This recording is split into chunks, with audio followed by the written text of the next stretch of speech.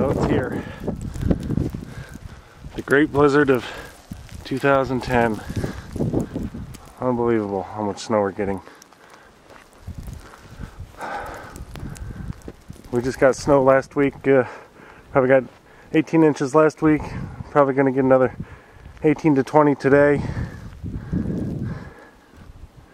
It's too much. Nobody's out.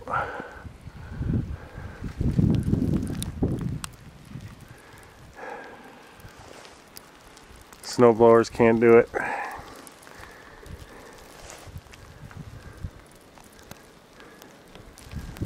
Unbelievable mess.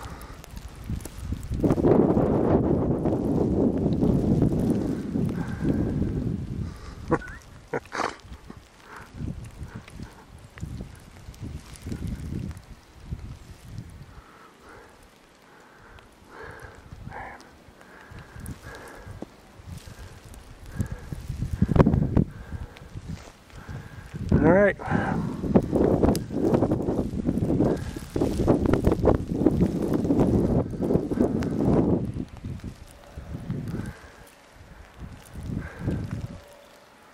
Plenty more to come.